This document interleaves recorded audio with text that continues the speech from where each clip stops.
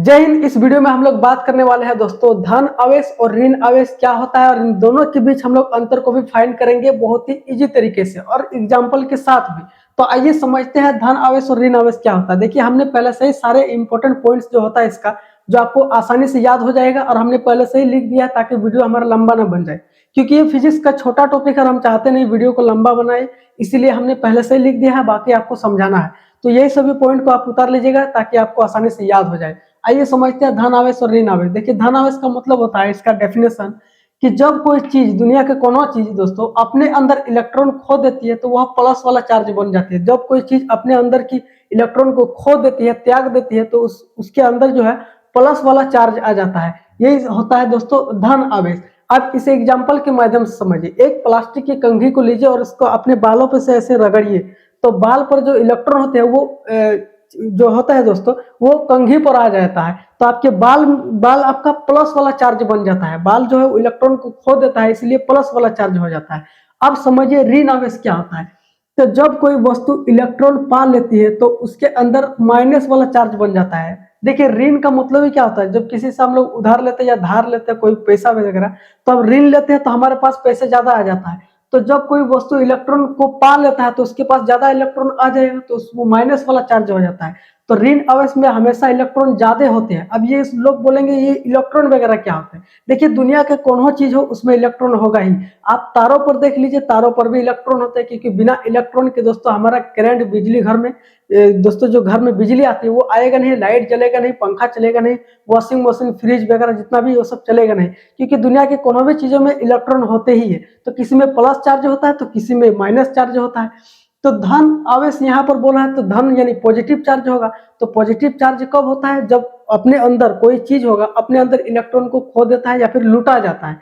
देखिए नाम है इसका धन आवेश, लेकिन ये होता है फकीर, क्योंकि इसके पास कोई इलेक्ट्रॉन ज्यादा होता ही नहीं। क्योंकि इलेक्ट्रॉन जो पॉजिटिव चार्ज होता है, धन आवेश जो होता है वो हमेशा इलेक्ट्रॉन कम रखता है, यानी इसके पास कम होता है। लेकिन जो ऋण आवेश होता है उसके पास इलेक्ट्रॉन ज्यादा होता है दोस्तों, उसी को बोलते हैं माइनस चार्ज, जो ऋण आवेश होता है। अब समझिए दोस्तों इसका उदाहरण देखिए, सेम उदाहरण वही है। जब आप अपने प्लास्टिक की कंघी को क्या करते हो, अपने बालों में से रगड़ते हो ना, तो आपका जो बाल है उस जो आपका बाल में जो इलेक्ट्रॉन है वो इलेक्ट्रॉन किसको दे दिया, वो कंघी को दे दिया, रबड़ की कंघी को आपका दे दिया, तो कंघी में माइनस चार्ज हो जाता है। तो नेगेटिव चार्ज जो ऋण आवेश होता है ना, तो वो कंघी पर आ जाता है।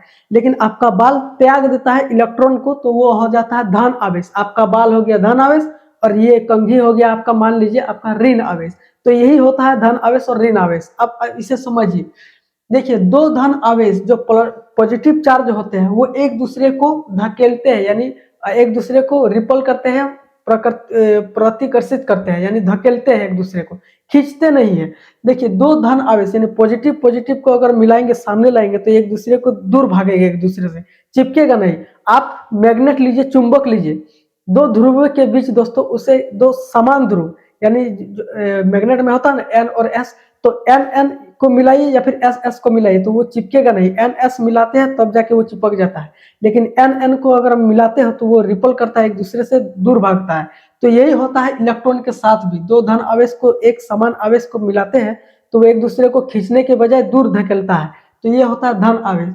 तो यहाँ पर भी सेम इलेक्ट्रॉन जो ऋण आवेश होता है उसके साथ भी होता है। दो ऋण आवेश भी एक दूसरे को धकेलती है, ये भी एक दूसरे को धकेलती है। दो ऋण आवेश को मिलाएंगे, सामने लाएंगे, तो एक दूसरे को धकेलेगी। तो ऋण आवेश की ये भी खासियत है। आइए समझते हैं धन आवेश। तो यहाँ ऋण आवेश को आकर्षित करता है। धन आवेश हमेशा ऋण यानी एक पॉजिटिव जो होगा दूसरे वस्तु को क्या करेगा, अपने अपोजिट यानी जो उसका उल्टा होगा वो एक दूसरे को आकर्षित करता है।